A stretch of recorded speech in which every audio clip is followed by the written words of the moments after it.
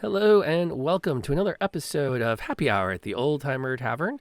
I am Rob, aka Lantern Noir, and I stream Dungeons and Dragons as the DM mostly, but I wouldn't mind being a player if anyone's willing to take me on. Just gonna put that thought out there. And with me is my amazing co-host. Graybeard's Tavern, and I'm just gonna say, may the fourth be with you. Even though the real Star Wars Day is the 25th, I'm just saying. And as a good Catholic, and also with you. Thank you. Hey, Togi Pie, welcome aboard. Glad to have you here. It's always great to have a live audience with us when we put our podcast together. So if you're listening to this on the podcast, I'll comment quickly here at the beginning that we record these episodes every Tuesday at the beginning of Happy Hour, aka 5 p.m. Eastern Daylight Time, on twitch.tv/Lantern Noir. And then we post them over for the weekends for your podcasting enjoyment. Speaking of weekends and enjoyments, Graber, do you want to lead us off on your week in gaming? Sure. So this week was interesting because we had Monster Noir, which I DM, a game that we wrote at 1 a.m. because we were going to play it the next day, and it was supposed to be a one shot. We've been playing it for 2+ years. It's that kind of thing, and it may be coming up in a weekly rotation over on Indoor Adventures. But we did that on Wednesday, and then Thursday we had DM getting over the aftershock of his second Fauci ouchie. So we didn't play on Thursday, but Saturday night we got back to my Grognard space game. They had a great time trying to figure out how not to get eaten by space mines. There's a minefield around this ship they wanted, and there's a ghost. There's a ghost from he's from the ship. He's the captain of the ship that's surrounded by mines, and he's now part of the crew. And it's great because there's a mystic on board, like a Jedi type character who doesn't believe in ghosts. And, and so he thinks that it's been, he's the victim of like a transporter accident or something else. So the priest, the mystic, is trying to figure out about the ghost. The rest of the crew all accepts it's a ghost. It's a cheesehead ghost that's anyway. So that's Thursday. Sunday we had a great time playing, Grifflands. I hate the character I'm playing. I hate him so bad, not because of his mechanics, not because of the way he plays, because the mechanics of him are really intricate and really great. It's like the third character you play, so it's kind of fun. But he is a jerk face there. Also, that's as nice as I can be. Yeah, he's such a jerk. He's such a jerk. I hate him so bad. I hope his story arc is that he becomes a better person. Because, yeah. Anyway. And then me and the house elf, we played our Sunday night game, which was a lot of fun. Oh, and then I guest starred over on Indoor Adventures at Sunday night, starting at 10 p.m. for us. So it was a very late Sunday night. Yeah. Over on Indoor Adventures, Rime of the Frost Maiden. Oh. I'm playing a halfling named Westloy Bramblebrook or Bubblebrook, I think. And he's got a secret, which I'll tell you guys. He's actually the Dread Pirate Westloy. He's a horrible pirate. He's a halfling, and he's a murderous scumbag, and they don't know that yet. So hopefully none of them listen to this podcast, but hopefully all of them listen to this podcast because it's going to be revealed next session. So I don't feel like I'm spoiling too much. So you're not keeping him too in the dark. Yeah, and then I'm back here on Tuesday. Yay. So.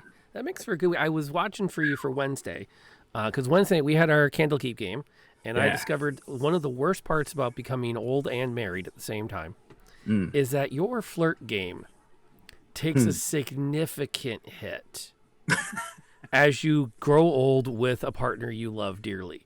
Because I had the bright idea for my Candlekeep game, I was going to. There's two characters that are kind of starting a little bit of a romance, and I figured I'm going to throw a wedge in there. I'm going to force a little bit of an issue. I'm going to throw in a potential paramour for one of the two, and oh my gosh, am I bad at flirting? And the thing is, I could. I'm the DM. There's nothing stopping me from the DM going, okay, I'm going to throw a persuasion die down. Give me a save. And just blew. And I didn't. I withheld from that because I thought, you know what? I can role play this. And if I can't role play this, it's just the way it's going to go. And we got to them, I'm like, well, okay. So there's no romance subplot for this campaign anytime soon. And I've got some ideas, which I'll tell you how they go next week. Or if you're listening to the podcast, go back and watch the VOD from Wednesday night's game. And you can see how it went. To see if I can at least salvage him as a human being. Right. He's definitely not a love interest anymore. Now I just wanted to not come off as a complete douche canoe. This is what happens when you say, I'm going to run a printed adventure, and you look at the printed adventure and go, wow, this is really stupid thin through here. I need to flesh this out with some stuff. And it's so crazy because I watched another group running this adventure in Candlekeep, and they were going a completely different direction. Oh, wow. With the setup for it. So it's kind of cool, kind of off. And then we did some late gaming. I did some prepping for I moved Ravenloft from my paper to the digital world. So my 5 hour, I can run the original I6 in a 6 hour session with you is now ready to go. Nice. At the drop of a hat, I can say, you know what I want to do today? I'm going to find myself some players. I'm going to run Ravenloft. Boom. It's all 6 there. hours. Yep.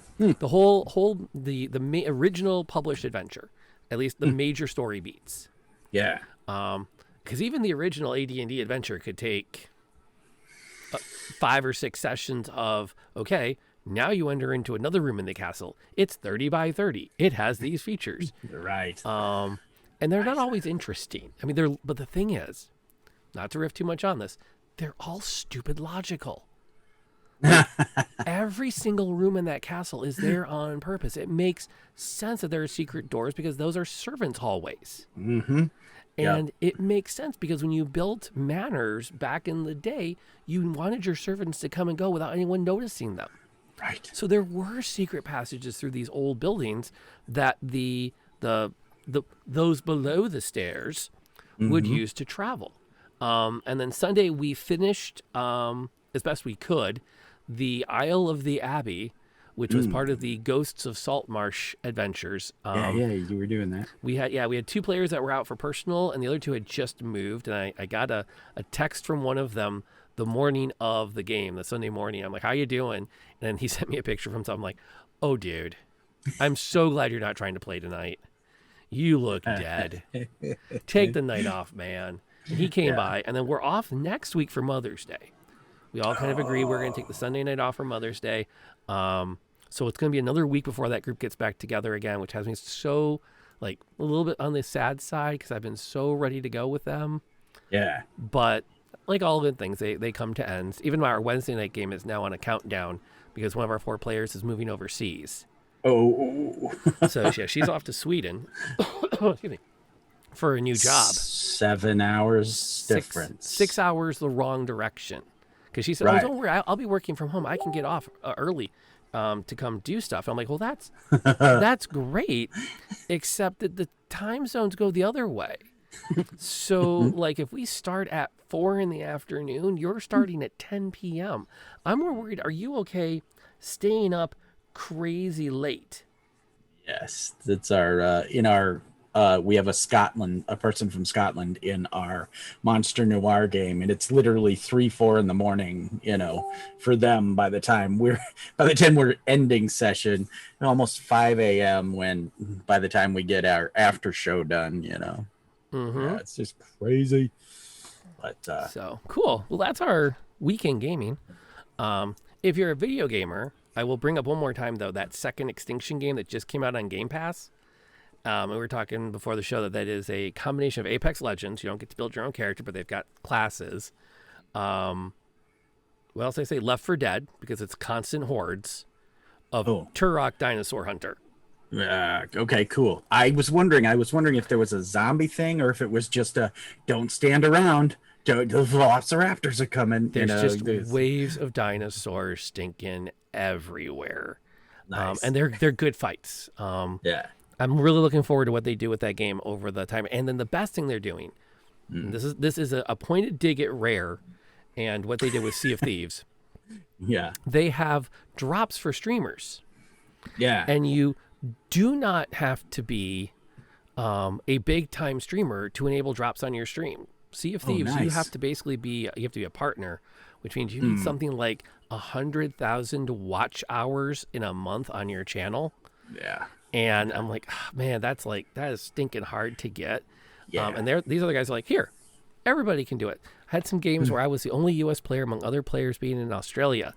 Yeah, well, again, if you work interesting schedules, that becomes one of those, like, you find those weird ways to tee it all up. I know the Hype Goblin has a Sunday morning game that she's in that looks really interesting. And that reminds me a bit of like, well, maybe we can do weekend morning games around all of our schedules and still get together, because that one's a pretty safe time slot to work with, and that's always a challenge. And Ear, welcome aboard. Glad to have you. Speaking of the European market, Yep. glad to have you popping in this evening your time, a little pre-bed hangout and chat, a little nightcap, if you will. Woo! Yes, indeed. I cracked open the good whiskey for this. So I had a headache and I've been sipping all day, but I have my custom-made stir sticks. Ooh, I got those for my birthday a couple years ago. very slick. Well, everybody, this is a 1.5 mug, and everybody sees me use like bamboo skewers, or I've Chopsticks. I've got I've got popsicle sticks, like crafting popsicle sticks and stuff so they went out of their way and got me those. It was pretty cute.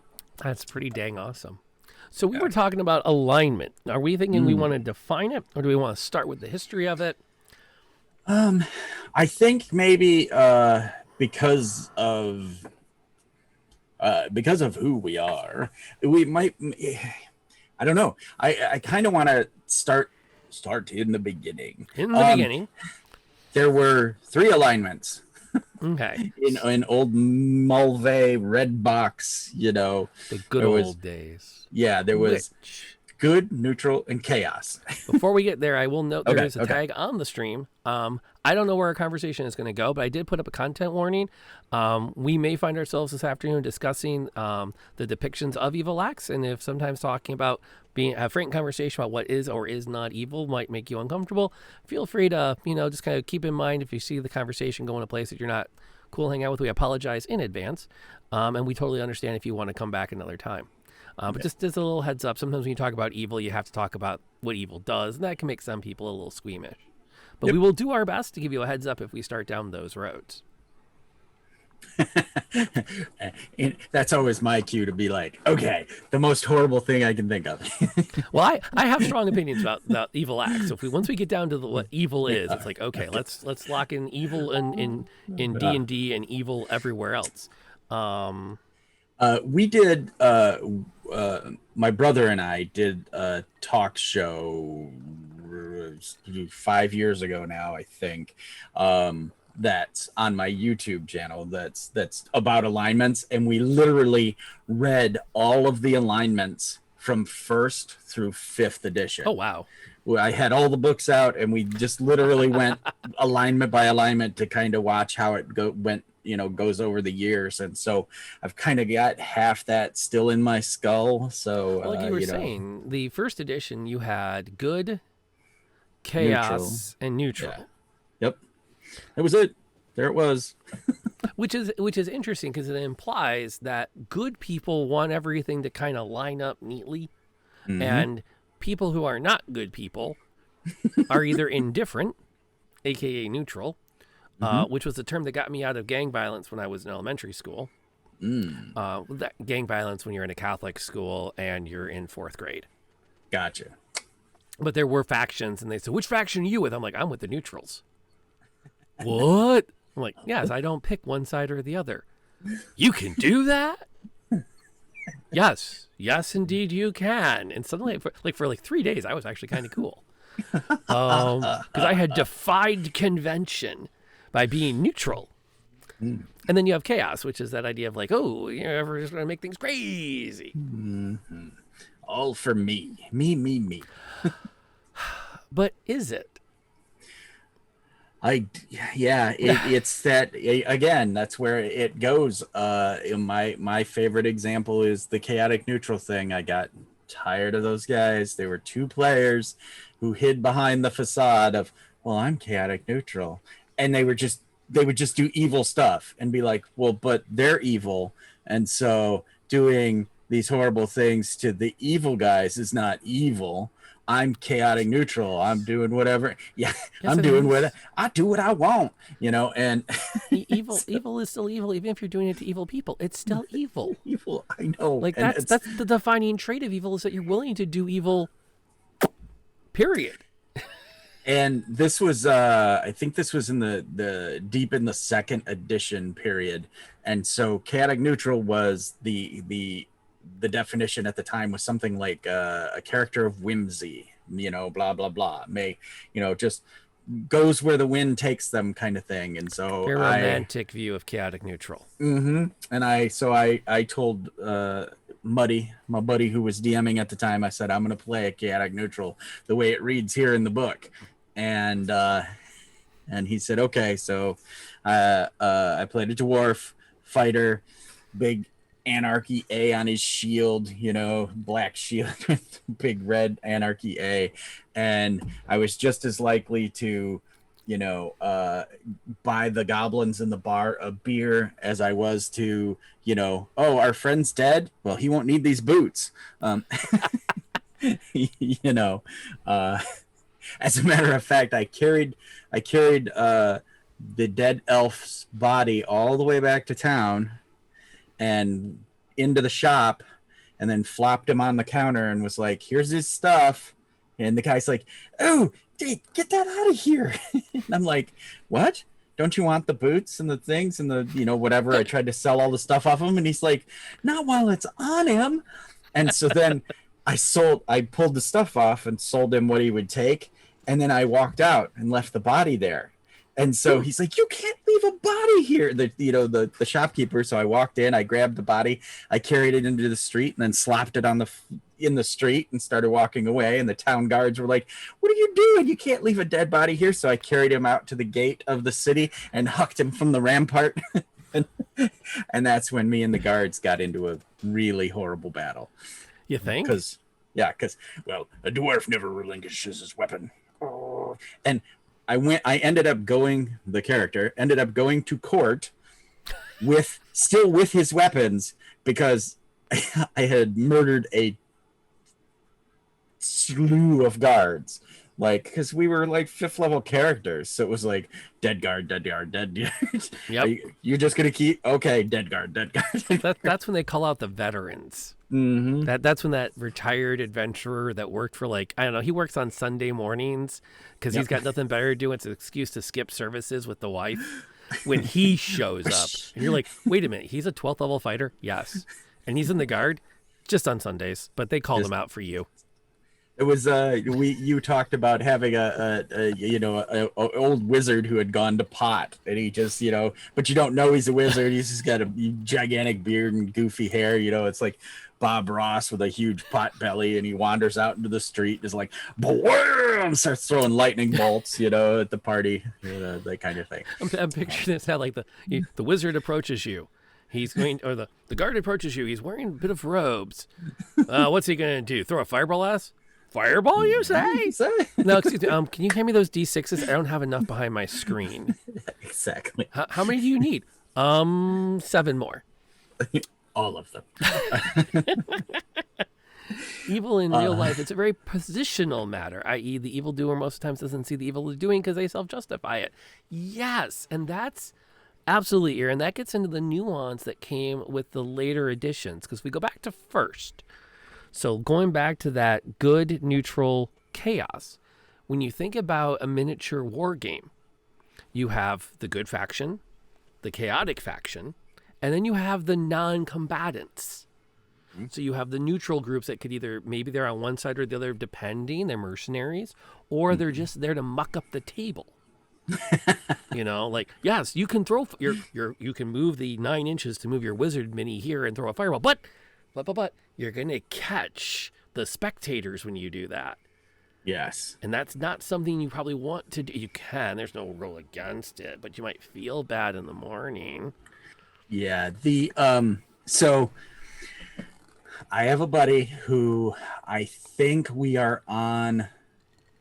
It had to be almost 10 years ago that this happened, that he still brings it up and will go to a whiteboard to draw it out. He got so mad at me.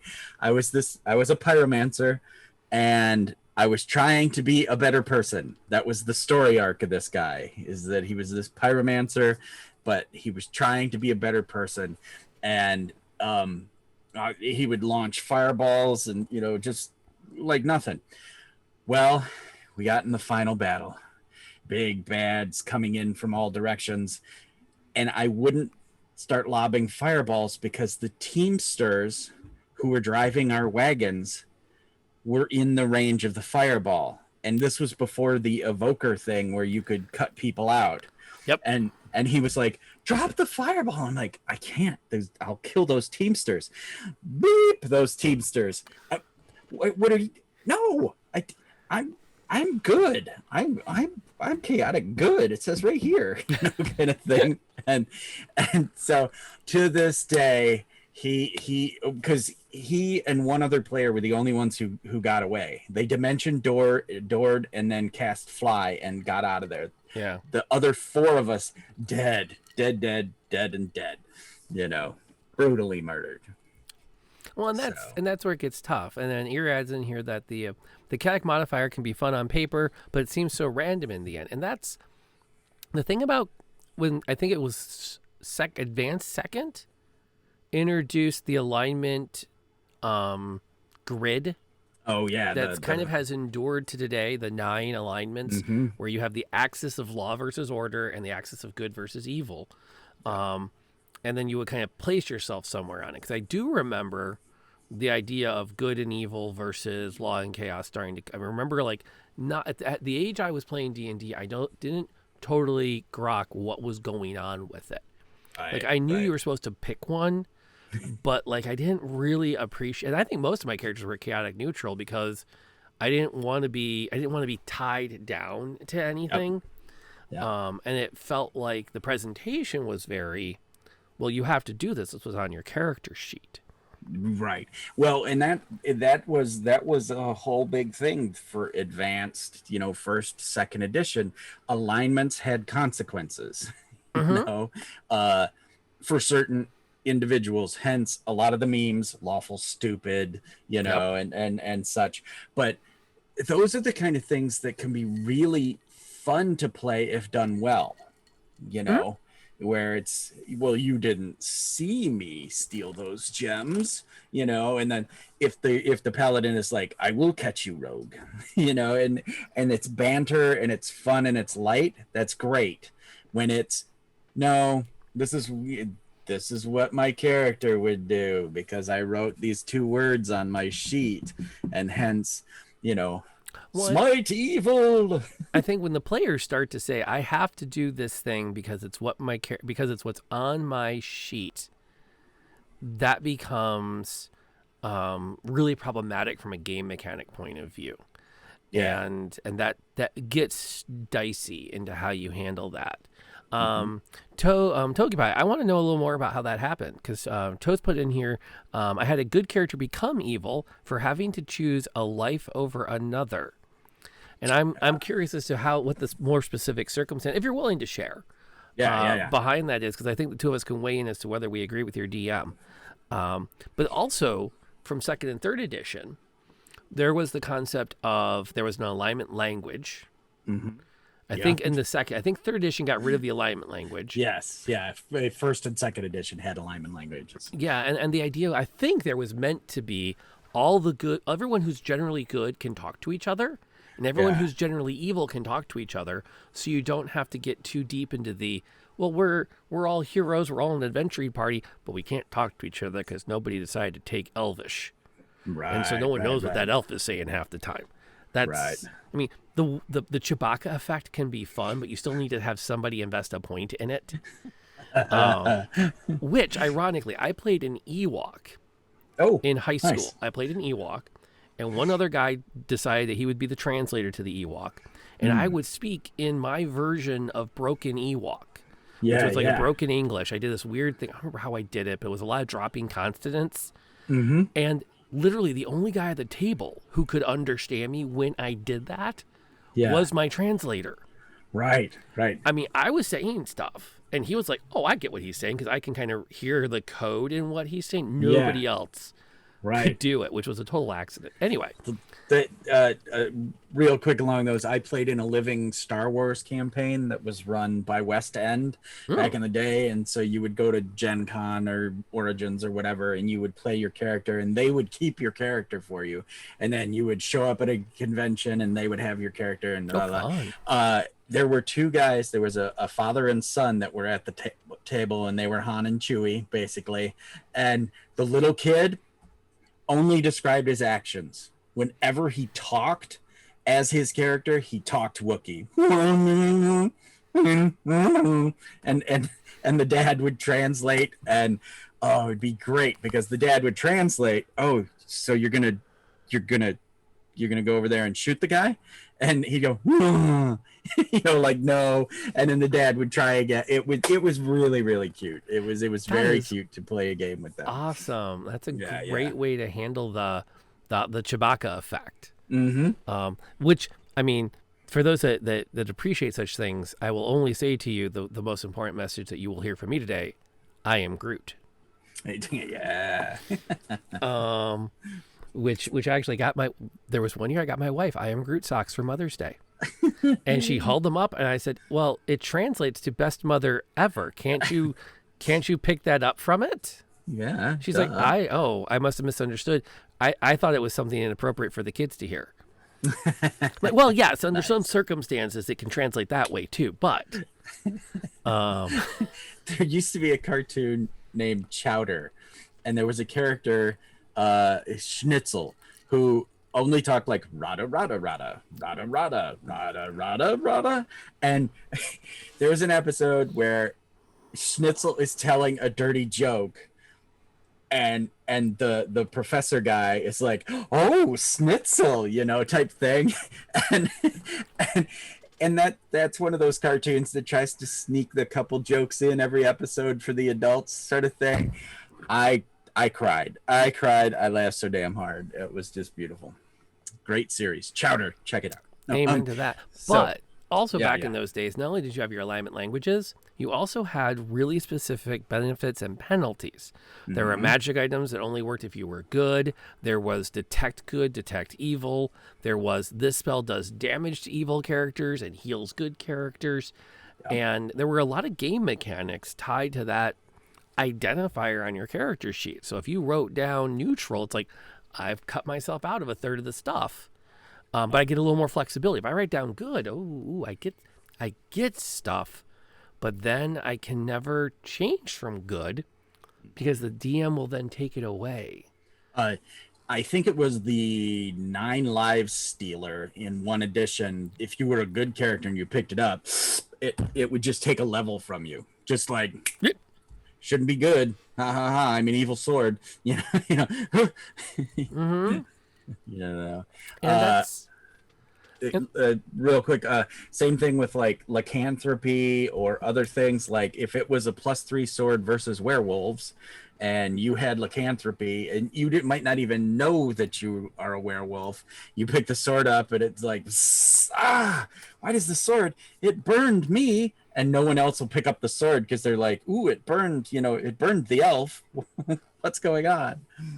So, oh, did we get the Okay, story? here we go. Here comes the story. Oh, all right, all right. Okay, so I had a paladin in a good party, which was a good game. We had the favorite NPC with us in the party, and they were being held hostage at knife point. My paladin had never killed someone before due to it being his belief of it being an evil action. But I was determined that I would save the NPC at any cost. Okay, I'll let Gray go first. According to the previous post from Toe here, that was deemed as an evil action by the DM. Do you agree or disagree with the DM's, or rather, that was defined as a alignment changing event? Do you agree or disagree with the DM in this circumstance? So, I would want to have seen how it played out at the table, because if he attacked the guy and like accidentally killed him, like too much damage, because there was no mechanic back in the day. You had to call, I'm doing subdual damage. Yes. Beforehand. And so if it was, you're, have at you, tink, knock the dagger away and kills the guy. No. But if he tink, knocks the dagger away, get behind me, and then proceeds to murder the guy, just like, his dagger flew off that way. Now you got nothing, Anyway, what are you going to do? And he backs him into a corner and just murders him. Yes, that would be an evil act. But I'm assuming that this is one of those where he killed the guy, and if the DM should have done, if nothing else, should have been, well, you have broken one of your tenures, your oaths. Possibly you should do penance and play out some penance or something like that. That's the way I would have done it. Can you say side quest? Mm-hmm. Yep. I tend to agree. However, I do think that I would be a little more lenient with a good paladin in this circumstance, because I think that, a couple of things. First, I think that as a general rule, forcing people into a no-win situation, this person will murder someone, will commit murder, unless I commit murder myself, and I have sworn never to commit murder, is a no-win. It's a Tobagashi scenario. Yes. There's no way out of this. You have to make a decision. And I don't think it qualifies as a non-good act to act in a way that stops something bad happening like that, something horrific. There's a big thing in 7C, which is heroes may inadvertently kill people because it's part of combat, but our hero will never commit murder. And the minute you commit murder in 7C, you are immediately escalated. You gain a point towards becoming an evil character, of losing your PC to the downward dark spiral. Now, to clarify, the elements of murder are as follows. Mens rea, or the evil intent. The more evil the mind, the more the intent. Actus reus, the act was purposeful. Concurrence, intent and act must be simultaneous. If I intend to kill you, but it happens sometime later, well, maybe that's not murder. Causation, the act and intent must work together to be the cause. And finally, harm, the act and intent must be the cause of actual harm. That is the legal definition of murder, which, for good or bad, lawyers have been debating for some time. I kind of like it. So I look at this as, yes, your paladin killed somebody, but did they commit murder, which is an evil kind of killing, whereas a self-defense, a greater good, a defense of others, isn't that? I mean, we kind of like it when people stop evil people, even if they have to use deadly force, because we generally assume as a society that, sometimes you can't take them alive, and it's better to take your chances because they're really bad people. Right. And it's tough. I mean, life is precious, even people who make bad choices. However, it's like the stuff with the Joker or the Green Goblin or all these various scenarios that comic books cook up. It's like, I don't know if I would consider Winter Soldier an evil person for sometimes going, yeah, just kill the guy. Like, no, we're just going to kill him. I mean, yes, it's great that Captain America tries to toe the line, although even Caps has had his moments where it's like, this was an unfortunate twist. Yeah. Well, and that's why, particularly in older comics and stuff, they never like splort and kill people. It's always ting ting ting. Oh no! They fall off into the lava pit, or are sucked out into space, or whatever. They don't actually, like, you don't see the blade go through them, kind of thing. I think personally, I would not have made a character change their character sheet as a result of that particular action. But again, I also think that when you look at the more modern publications of Dungeons and Dragons, things that 3, 5, 4th, and 5th, for the most part eliminated, were the actual tangible benefits of alignment. So kind of like your Biffs, there's no real so contrast. In White Wolf's World of Darkness games, you write down your nature and your demeanor, your archetype that you are as a character, and then what you tell the world you are. Yeah. And you gain benefits for role-playing within those. So if you write on your character sheet, I'm a loner, you get a tangible benefit every time you say, I'm going to go do this on my own. You get like some points that you can spend. There's no element to that with alignments in modern Dungeons and Dragons. So there's not a lot of push to stay within those, which also creates freedom for you to say, well, my character's generally chaotic good, but they've been known to pick up a couple of shinies from time to time that aren't theirs and toss them in their own pockets because, well, they want to. Right.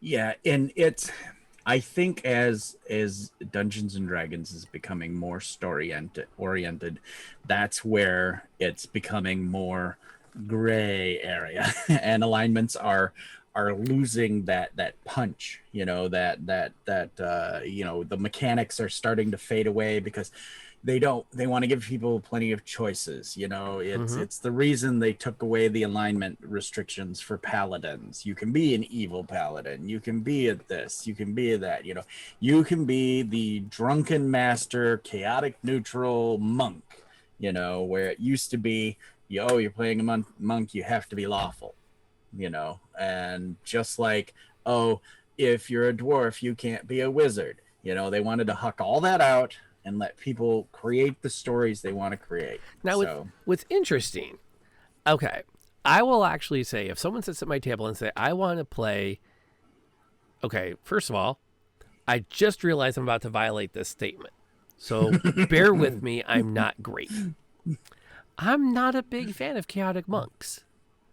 But because I tend to think about things like the self-discipline, because a monk kind of sticks out from the others. There's a lot of that inner self-discipline and inner organization. I won't say inner peace, but that, the best word for it in English I can think of, requires a certain level of acceptance of protocols. I mean, maybe, and even like wizards, I think I have a hard time picturing chaotic wizards. Right. Because you don't become really good at understanding topics by being hyper random. It requires a certain adherence to an order and study. Much more warlock sorcerer material. Yeah. And same ways even with paladins. A chaotic paladin, I'm like, yeah, but you still have to follow a code of your god. Which maybe your god's code is to sow chaos.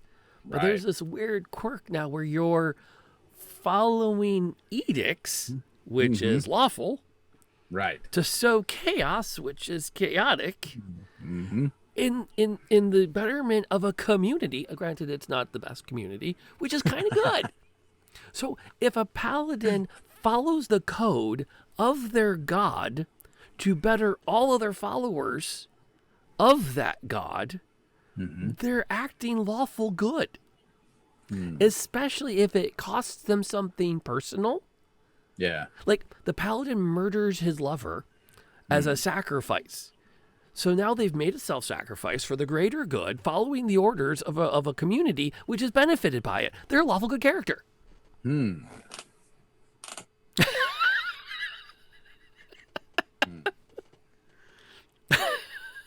Maybe. Yeah, maybe. And therein lies the problem with hard and fast alignments. Yeah.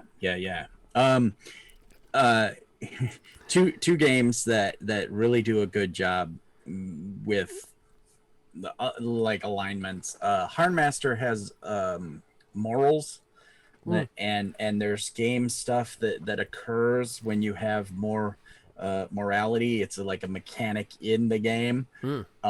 And Pendragon is just you basically have opposed skill. No, I don't want to call them skills, but like you are either, well, how to put this, you roll a d20 and you have two stats. One is lusty, one is chaste. And when you roll one of them, the other one equals the rest of 20. So if you've got a 15 chaste, you've got a 5 lust. And so you won't, the lusty things and all that, don't care about. I am chaste, I am this, blah blah blah. Worldly, pious, all these things go down, and they've got an opposite. And it's such a beautiful system, because if you get to 15 or above, you are known for your piety, or you are known for your lusty ways, you pagan. And there's mechanics in that for playing up those stats or getting those stats to certain levels. Like there's 5 of them. If you hit 10 or 15 in the certain 5 of them, you become like more like a paladin. You are like, oh, you are the image of holy knighthood and grandeur. So yeah, it's really interesting. I personally like when that kind of thing's in there. I also like that. So in that system, for instance, here's one of my favorite things. There's the knights come along a tent, and there's a tent, and a knight strides out and says, "I challenge you. Who will joust against me? And I will name my prize." And the knight jousts, blammo, kating, they lose. And the knight takes off the helmet and their flowing blonde hair, and says, "You must spend the night with me, dear good knight." And the knight was like super chaste, and he was like, "I shall not." And the game mechanic for it was he actually lost some points in I forget what it was, but yeah, it was really it's really great when you do have that kind of stuff and it plays out in a situation. So I like alignments, but yes, they should be guidelines, because everyone has a bad day. You know what I mean? Oh, that was I worked with a defense attorney. That was one of her favorite lines was, "Do you really want to be judged for the rest of your life for the things you did on the worst day of it?" Yeah, right. Now there's been an interesting point that came up here, speaking of that. And before we get to the things in the chat, I do want to kind of piggyback on what you've been saying.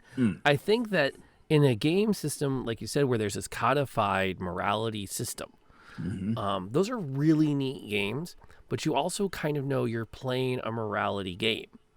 You know that's part of the mechanics. You know that's part of what you want, what you're going to do with. And in some ways, 2nd and 3rd edition D&D played into that. Like, you knew if you wanted to keep using this sword, you had to be good. So you were constantly, you had to negotiate with your DM and justify, I'm doing this and it's still a good deed. Yes. And then you crossed your fingers that you had a DM that wasn't out to screw you. Right. Because let's be honest, we've had some talks about bad DMs over the years. And one great thing a DM would love to do is say, "Oh, you're a good character. You're going to be a paladin. You want that magic? Here's a moral dilemma from which you have to pick one of 2 terrible options, neither of which could be considered good." and would take some joy in saying, "Oh, you picked murdering the little girl to save the city. Yeah, that was evil, dude." Or, Mm-hmm. "Oh, you're going to let the little girl run away and doom everyone to potentially starve? That's evil, dude." And you're like, "Well, but I didn't have you gave me Late high school, early college, I was a monster with that kind of stuff. I mean, it was get the really awesome magic sword or save the puppies. What do you want? Do you want the +5 Holy Avenger, or should we save the kittens? That I was horrible about that. I was a nightmare, my but it was fun. my late high school featured me trying to have a moral character in Shadowrun. And Mm. then during an evening of every guard we shot was looking at pictures of his kid in his wallet when he died. So there were like this, you look and there was blood everywhere and there were body parts everywhere and there were open wallets with pictures everywhere. It wasn't enough that we had to fight our way through when we had to, but I had to be told, "Oh yeah, and as you go past the guard that's unconscious in the workstation, you see a crayon drawn picture next to him that says, 'Hope you have a good day at work, Daddy.'" Exactly. Like, really? He's like, "Hey, you wanted to play the moral character." So the point I brought up when I brought up that crazy hypothetical, Togi Pie throws in here that evil campaigns can never be, with the idea that following the logic, a man who murders others for his god is also lawful good. Oh yeah, and that's also a point they just added in chat. That's when you take the picture to the kids. Yes, although I have had some games, and if you've seen the Harlequin series, they would say you take the picture to the kids to off the kids, so there's no revenge plot. Yeah. Oh. But the idea that if you are killing people or you're murdering for your god, you're lawful good. Here's my definition of good, though, in all of this. Good requires sacrifice. Good, in my opinion, good is harder than evil because you have to give up things because it's better for everyone that you not indulge all of your desires. Similarly, things like taking a life, it's not a good act in any way, shape, or form unless it's tied to but this is what has to be done for the greater good. Now, we can debate a lot more another time and probably with a little more alcohol about what greater goods there are outside of the D&D context. Yes. But I think from the context of adventurers, it's always easier to be part of the lure of evil is its ease. So a lawful evil character is taking the easy route, where a lawful good character is making sacrifices to themselves because they know it's what must be done. Even a chaotic good character. Let's look at Robin Hood, the classic. Like, nobody will debate Robin Hood as a chaotic good character. Right. Let's lay this out. He lived in the woods. He ate from what he could hunt. Mm-hmm. He hung out with a bunch of other outlaws and ne'er-do-wells. In like most and kept them from being evil people. In most of the stories, he doesn't even get Maid Marian until the very end. Mm-hmm. Depending on what folklore you follow. He makes sacrifices to be who he is. He robs from the rich and then gives it away. Yeah. He doesn't rob from the rich and live in his own castle where people come to collect money. He robs from the rich and lives in a camp. Yeah. So, I mean, there's a sacrifice tied to it. The guy lives poverty. And, again, according to certain myths, he didn't even have to live poverty. He was a noble. Right. He could have lived in a manor. Again, others would say, no, he couldn't go back to his manor because he was hunted by Prince John, who had taken over after King Richard left on the crusade, and Prince John had it out for him. Take it what you will. Yep. I kept my teeth on Kevin Costner as Robin Hood, so I'm a little bit skewed. Go on. Well, even then, you could go off to Burgundy or somewhere else and be like, yes, I'm Sir blah, blah, blah. And they'll be like, oh, well, how about 10 years from now, we go back after your uncle. Here's an estate, Yeah. You have a noble claim. We can go pursue this at a later day in time. Yeah. But he didn't, and that's part of what makes being good in a fantasy setting good is you're not falling prey to taking care of yourself first. You're taking care of others first. Right. So even a character who goes out and crusades in the classic sense of the word has to be doing it with some sense of sacrifice at the very, very least. And the belief that what they're doing is to the betterment of others. Yep. Which, granted, my somewhat whiskey-fueled, check this out, I'll make you think this is lawful good, Right. is getting to.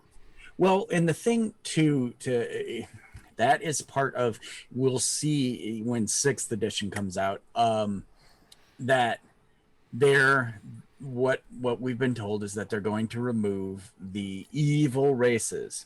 If it's a sentient creature, it'll no longer be listed as, orcs will no longer be listed as evil, humanoid evil. It'll be humanoid. And so it's really weird. Like this past Sunday there was a mimic and a second mimic, because I'm doing modules that I'm grabbing off the internet, and of course cute mimics are always a thing. So there's a mimic, and the oldest house elf, she's like, well, is it evil? And I was like, So I actually looked at the stat block, and it's like monstrous, neutral.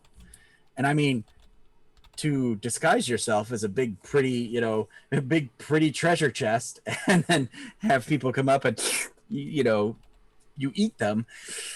That's, that doesn't sound very good. It doesn't sound like a good thing.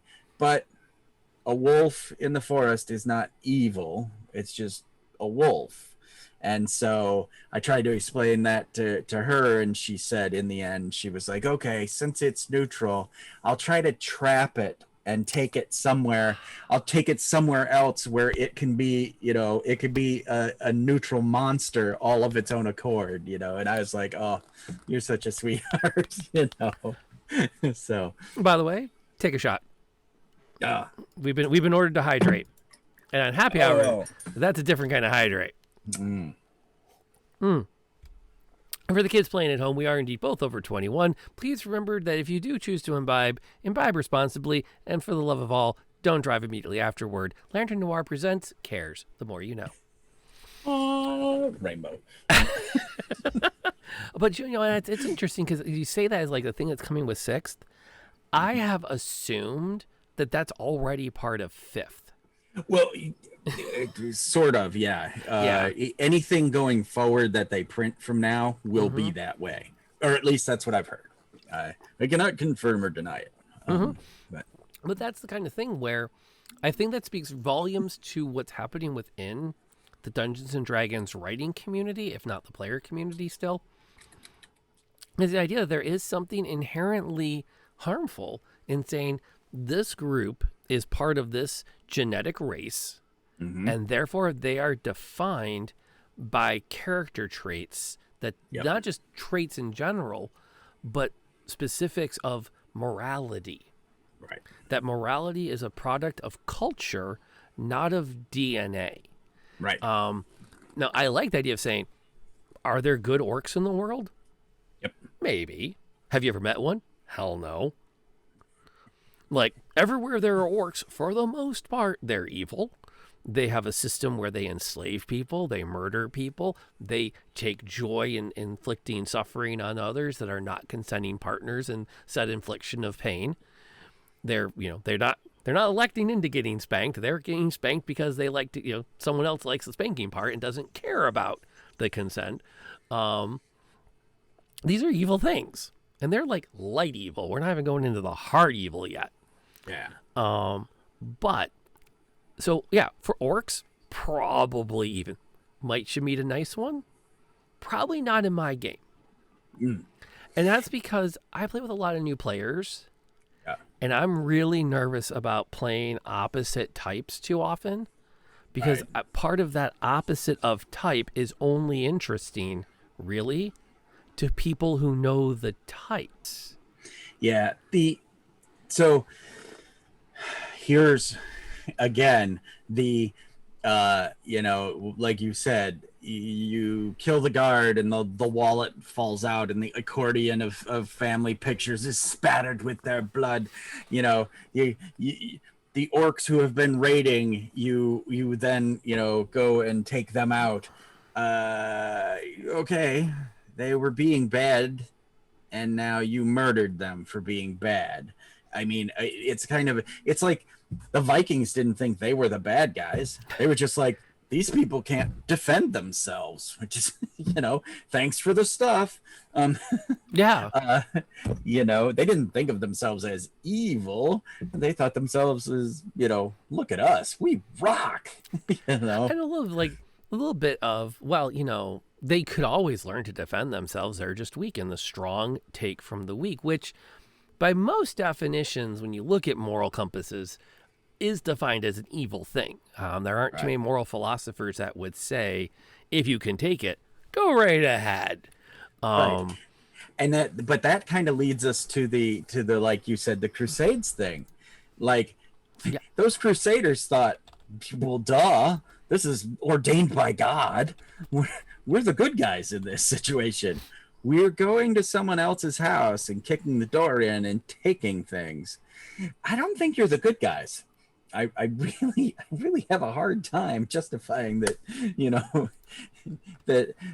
that either one, your God is not good, or somebody along the lines has a different idea of what being good is. Yeah, and again, there's the skit with the "Are we the bodies?" Mm-hmm.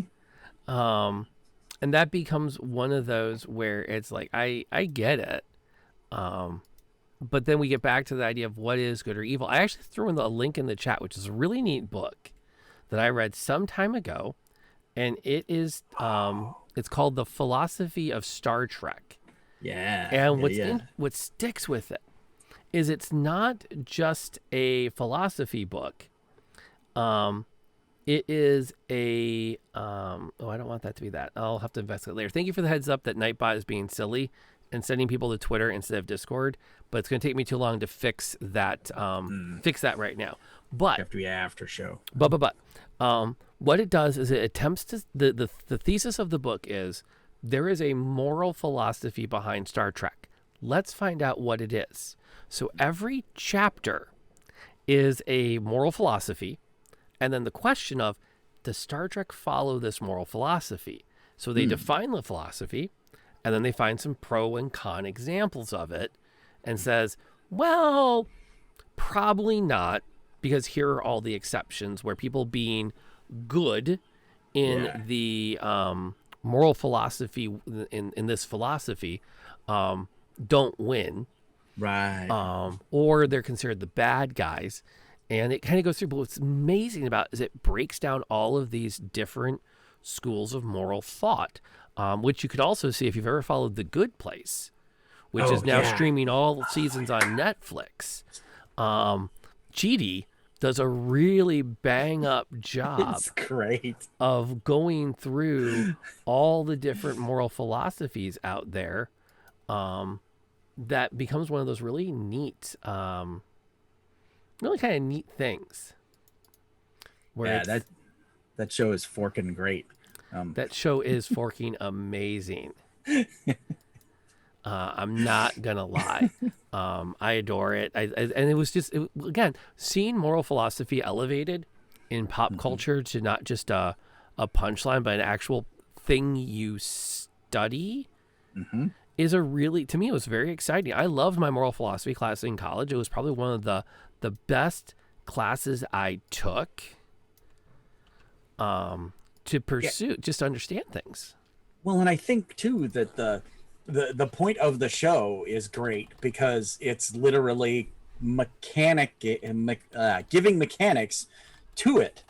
You get points and you got to get enough points to get in the thing, or at least that's what anyway, no spoilers, watch the show. But there's, like we were saying, there's codified mechanics to it. And so if I I really like the idea of there being, a sentient sword that is evil. It wants murder. It wants chaos. It wants things burning. It wants its owner to, sit upon a throne of skulls. Um, you know, and I I think that if you're creating a universe where your gaming universe, your tabletop, this adventure, whatever, has good and evil in it, then alignments make sense. It's just like, there are gods here. you know i i I believe in the gods because, I mean, they do things and they give me power and stuff. I mean, this is proof. Yeah. And that guy over there just burned down the nunnery of the healers that take anyone, no matter who they are. Those people were probably pretty good because they're just, feeding and taking care of people. And this guy went, I don't like that. Boom. I gotta burn it down. But and even if they said, well, they violated one of our tenets, which is that everyone must live strictly within their castes, and therefore I smote all of them. Is that really a sacrifice for the greater good on any level? Because again, I feel like when you look at what's good, it's that idea of I can't have everything. Yes. And I'm choosing not to have everything because it's good for everyone for me not to. And that's why a lot of times I almost always play chaotic good characters. Even when I try to be a bad character, I still, as a person, I'm like, but the old man tentacles reached out of the alley and grabbed the old man, pulled him in. Maybe we should fight this beast. Hint, hint, wink, wink. I just want to get into combat. And everybody else is like, we don't care about the old man. I'm like, it's so hard for me as a person and a player to play evil, Well, and it can be hard to write in general. When I was working on my my novel, I had to keep like, okay, what can this guy do that is hyper creepy? And I was not popular at work because I would stop coworkers and say, okay, I need to know which of these is creepier, and then put things in front of them, because I was having a hard time. And then and I was getting a bit of a reputation, don't talk to Rob when he's in a writing mode, because he has really creepy ideas. That's good. So Tavern Sparrow's a writer, and she has a sweatshirt that says, "Ignore my browser history. I'm a writer." That is awesome. Go ahead. Because I mean, we have books upstairs that are like A Writer's Guide to Poison, A Writer's Guide to Murder, A Writer's Guide to evil. So well, it's the line from Castle. There are two kinds of people who sit around thinking about ways to murder people: serial killers and mystery writers. I'm the kind that pays better. And I've used that line a couple of times. It's usually dungeon masters and serial killers. Yeah, I'm the kind that has more fun with dice. Yep, exactly. It's neat though too, because this bridges really well. And I don't think we can talk about alignment without bringing up Matt Colville's comments on it, where he talks about the difference between prescriptive and descriptive. And if you look at first and second, and even a little bit of third edition, where protection from good was a thing, your alignment was prescriptive. It was a character trait that you had to follow, and it defined what you could do. Yeah. In fourth and fifth, it transitions into a descriptive. It becomes something where you have a relatively consistent character, and then once in a while you do things that aren't consistent with this word you wrote down. Right. Because it's what fits for the character you think you've been writing. Or your character has a change of heart where they do something different, and they grow or don't grow. Devolve. Devolve. And now they're changing. And I remember, I want to say like in second edition, there was like a level penalty or you lost XP if your alignment got changed. Or maybe there was a home. For some reason, my brain Yeah. says there was a punishment for alignment shifts beyond just, oh, you can't use good weapons anymore. It could have been like a Dragon magazine article or something. Maybe. It totally, it sounds right. I just don't, it's not going, oh yes. Yeah. You know. But that gets into the idea though, where it's like, we're going to punish you if you don't do X, there is a game punishment. Right. And that's tough because now you're not telling a story or playing a game. You are fixated on, I have to follow what my character sheet tells me. And as much fun as I like to have with Linarius and the running gag of, that'll be an awesome move in 5 levels when you can actually do it. Right. I don't like the idea of telling my players what they can and can't do. I want them to say, how do I do this? Right. And then say, well, at your level, here's how you do that. And in some cases, it'll take you three combat actions because you're not that practiced yet. So it'll take 3 rounds. Yeah. But you can try it. Right. Yeah. I had one DM who was an actual philosopher, like degreed, everything. And it was great because he would just say, oh, whatever you write down there, that's what you think you are. and he would have notes behind the screen so that if somebody were detecting evil, like a party member is like, I cast detect evil. Oh, Bob lights up like a Christmas tree. Bob's evil. and it was great because then Bob would be like, no, it says right here, I'm lawful neutral. He'd be like, oh no, you're not. Yeah, there's a Would caravan you like of examples? Yeah, there's a caravan of widows. I would like to have a conversation about your supposed neutrality.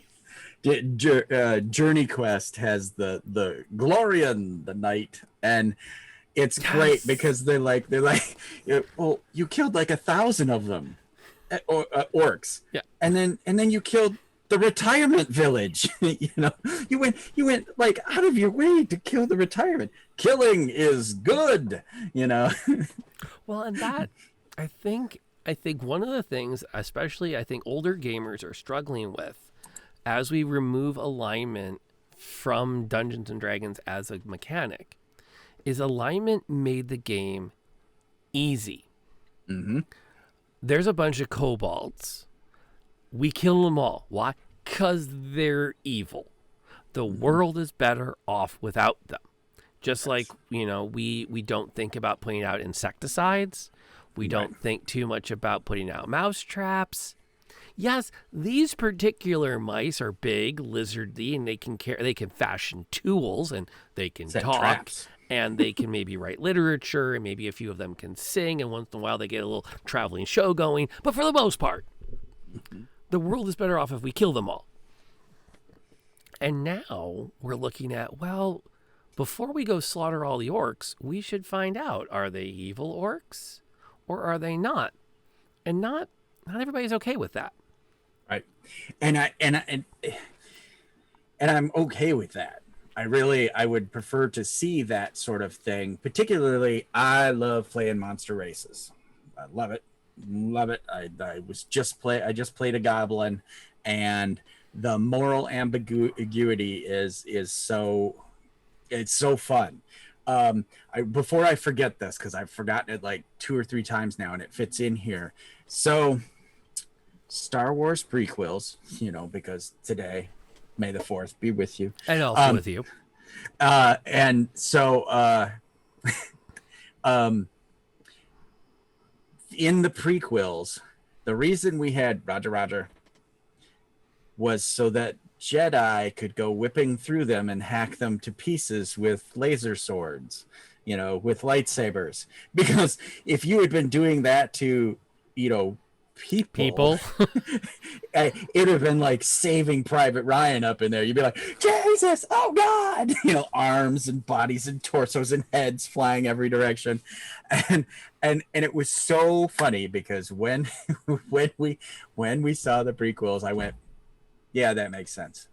I mean, I would have liked to see the Saving Private Ryan version, where they're like, and there's no blood because everything's cauterized, and it just would have been a just mind blowing experience, but not exactly PG rated. So I understand. Yeah. And the two questions here is the first one related just to that. It would have been cooler, according to Goblinzoid, if it was people. And I do agree for a PG-13/R audience, I think it would have been interesting to see them do. And I think it would have put some pressure on the writing team to remind us that these characters chose this path. These were not, children. These weren't people forced by conscription into serving. They weren't necessarily people that could have been captured. They're going to kill the Jedi if they can. Yeah. Or they're part of a machination by some level of choice that is going to blow up a planet. In space Nazis. Yeah. And not just to blow it up to because they don't like who's on that planet, but as a show of, I think everyone misses with Alderaan. Alderaan was a peaceful planet with no weapons on it and was just a member of the Galactic Senate. Yep. They blew it up to show they could. Right. It's the bully who walks into the lunchroom and goes, that one. Mm-hmm. I'm going to beat the piss out of him. Why? Yes. Because I can, and I need to beat the piss out of somebody. That's not good. And if I do, everyone else will fall in line. Yeah. I'm still going to beat up other people when I feel like it. Or they stand up to me or tell me I'm a jerk. But yeah, that's evil. It was a flex. It was totally a flex. Even when I've used the space laser in my games of Star Wars Rebellion at the game table, it's been I'm doing this because I know it's going to muck up all of your alliances. It's everyone goes, oh crap, it could be us next. Mm-hmm. It's not because I hate the planet I'm nuking, usually. I think a couple of times I've nuked the planet on because the planet was the problem, but usually it was the benefit of the faction modifiers to having nuked a planet. The Zogons say, well, we're building an intergalactic freeway through here, and Earth just is in the way, so we have to and then, blow it up. Also, what damage would a kobold do long term in a massive world? Well, none. An individual kobold is pretty harmless, but I think that creates one of those interesting moments where players no longer can rely on, let's just go kill a bunch of evil races and get experience. And unless you want to, there's nothing stopping a DM from saying, we're going to run a game where you're going to go off and you're going to slaughter larger and larger numbers of more and more challenging races of enemy combatants. Have at it. And there's nothing stopping you as a DM from saying, that's the game I'm going to run. I'm going to send you off to kill kobolds, and then we're going to kill goblins, and then we're going to kill hobgoblins, and then we're going to work our way up to orcs, and pretty soon you're going to fight some cultists, and then you're going to take on a dragon. Yeah, and it's much easier if they just have right in the book, and it's just the labels put on there, evil. Yeah. So with that, as games are evolving, I'm enjoying seeing them writing. The writing doing they're writing stuff in where, well, if you talk to these goblins, if the party persuades them, they could get help from them, or they could learn how to get into the Mind Flayer's tomb, without I'm really enjoying that, and it's so great. My Sunday games again with the oldest elf are great because she always looks for the peaceful solution. She's a druid, she's an elven druid, and she's always looking for the peaceful solution, and it's just heartwarming and beautiful to play. When she plays in the group with my grognards, it's really interesting to see because my brother is a wizard and he's a necromancer, and he doesn't he gets into that weird, is necromancy evil or recycling, and all this stuff, like, so for instance, hobgoblin army comes against him. My brother strides out, blam, lightning bolts a few of them and goes, okay guys, let's be cool here, I've got a deal for you. And he literally teleports them to an island full of dinosaurs and giant monsters, and it's like Monster Island, with, like, King Kong and Godzilla on it. And he takes these hobgoblins, and he because they're lawful evil, he convinces them that they're great big huge lizards. My God, it would be an honor if you could destroy one of these lizards. You would be the greatest hero ever. And so, yes, so he convinces the hobgoblins to go live on his magic island and fight dinosaurs. That's pretty smooth. That's what I'm saying.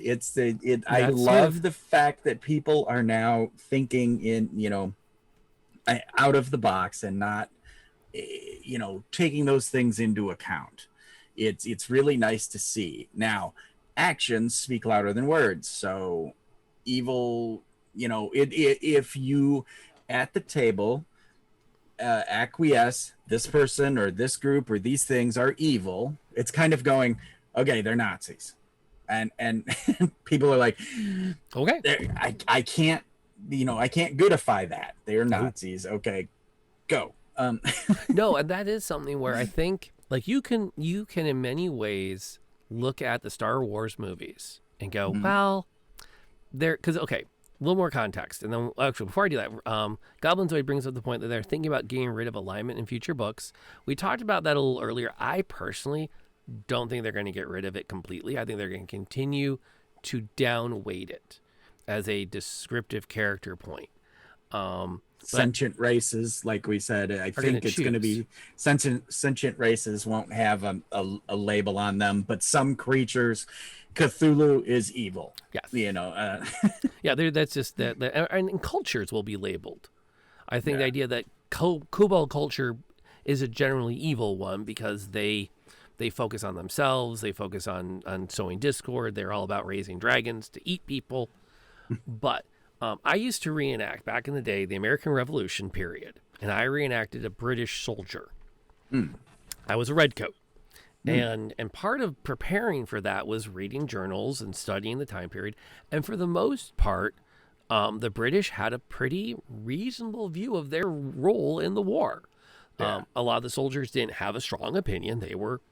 That's their job.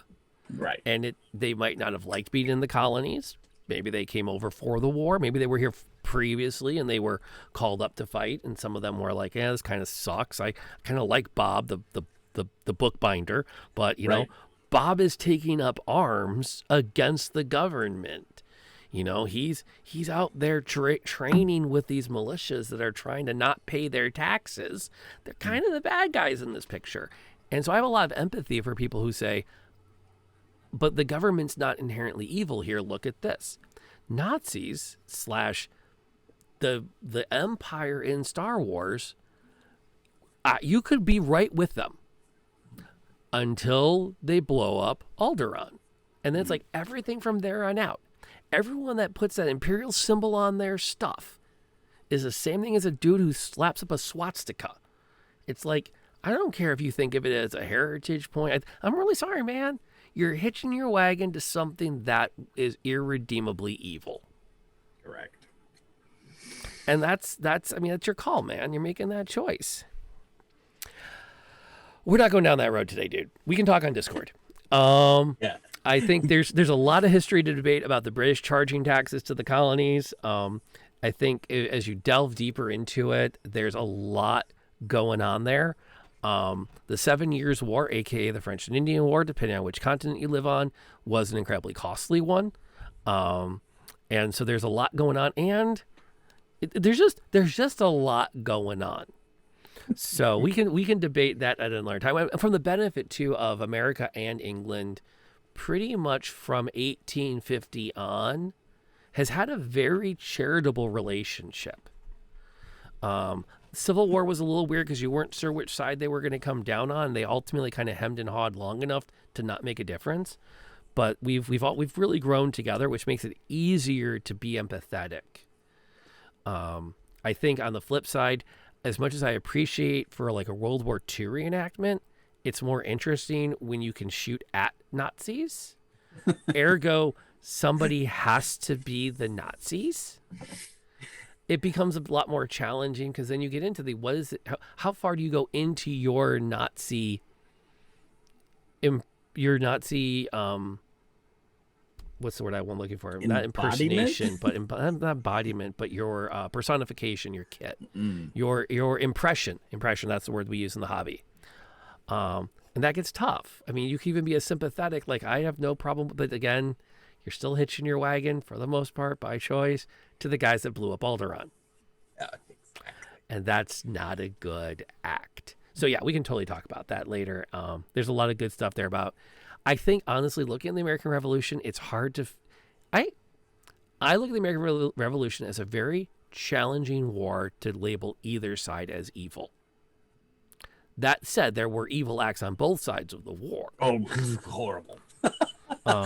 Just absolutely horrible. The swamp fox alone is the God. Yeah. So there were lots of, and then that gets back to the idea of cultures. Cultures are part of what define evil as a broad stroke. Individuals make their own choices, good versus evil, within those. Right. And I do think that's one of the really neat things that Dungeons and Dragons is doing with the alignments going forward. Is they're creating that room, which is harder for some people to play. Yeah. They liked the kick down the door, kill the goblin, take his stuff, go to the next door. And some dungeon masters, I think, are the problem. I think they're the ones that are going, oh, but this kobold wants to negotiate with you. And they're not all evil anymore. So if you just murder him outright, right, that's a dark thing to do. And that's all on the DM. Yeah. They're the ones making these decisions about how the world is evolving. And then you could say, oh, well, it's in the book. No, it's not. Nothing. The books aren't even books anymore. They're just digital files I look at from time to time. If it happens in the world where I'm the DM, that's on me. Yeah. I put it there. And again, that's part of that whole, the whole, session 0, where you go, okay, this is how we're setting up the world. If you set up the world that, oh, no, goblins are unshaylee. They are evil fairies. Purposefully, they're malicious to, do bad things, hurt people, take stuff. They are an evil creation of magic. That's a different thing than, well, the goblins have been picked on for so long that the only ones that have survived are the evil ones.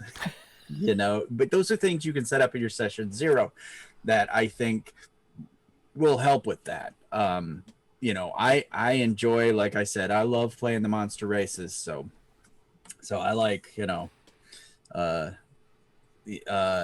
being able to be Farouche, the sorcerer kobold, and I'm a noble. I took the noble background for him, so I'm 27th in line for the throne, and my brood was 57 strong, 57 eggs from the hatch, and blah, blah, blah, and so it really gives you more options, and I'm all about the more options. Yeah. And that's a lot of the direction that I think they're taking with it over time. Yeah.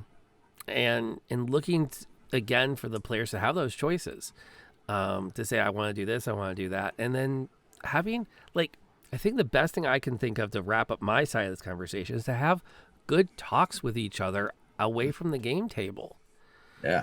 Kind of if you get the idea that your DM is, as the player, you're thinking, well, the DM's really, all of our enemies are really flat. they're out to kill everybody and murder everybody, and it's not very fun for me.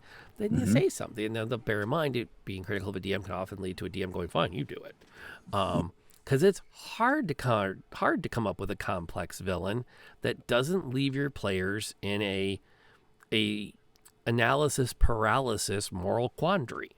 Right. A lot of people turn to our role playing games to get away from that, to just get into the good are the good, the bad are the bad. The good is going to fight the bad, and then generally speaking, win. Right.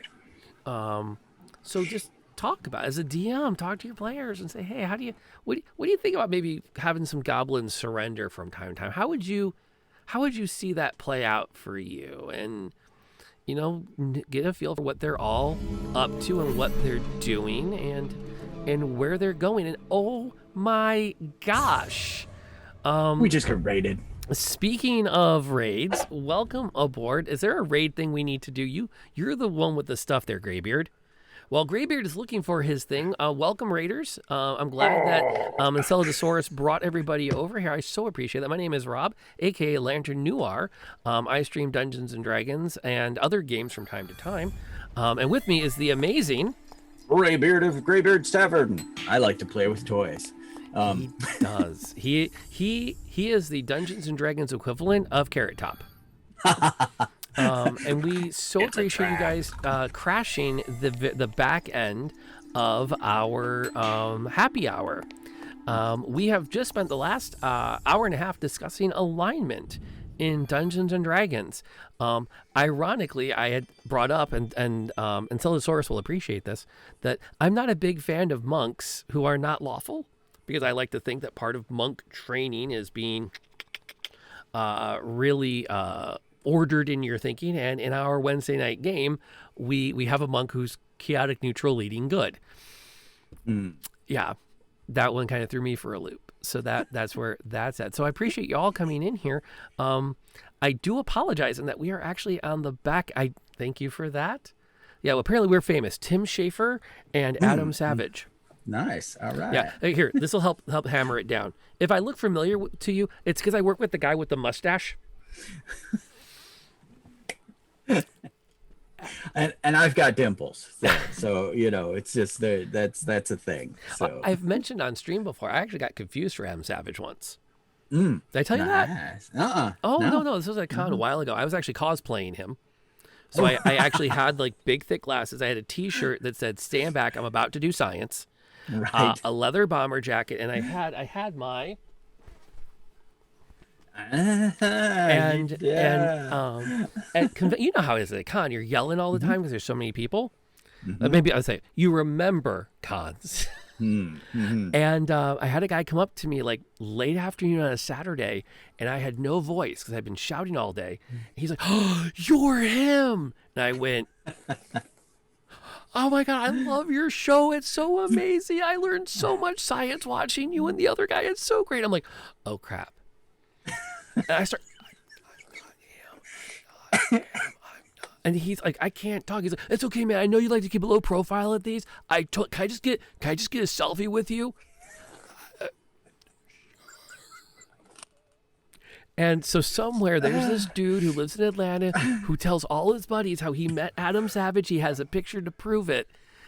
And if he ever sees this show or listens to this podcast, I am so sorry, man. I tried to tell you. It's awesome. But so we appreciate everyone coming over from the raid. We're actually we're wrapping up. But they can check out they can always go back and watch the VOD or catch the podcast. So. Absolutely. Speaking of which, there is a link to the podcast. It's on Apple Podcasts.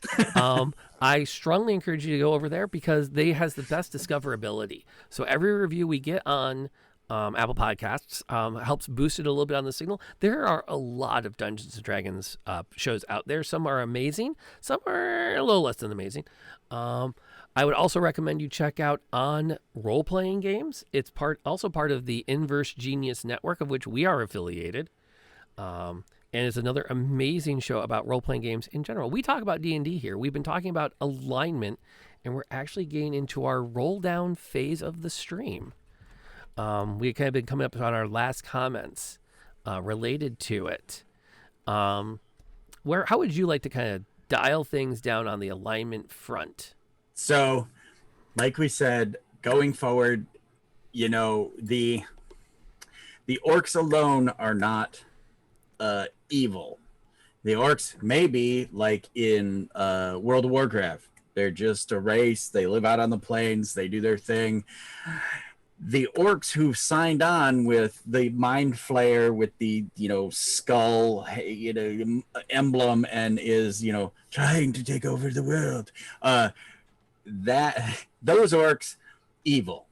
It's like we said, anyone who Alderaan was blown up, May the 4th, And also with you.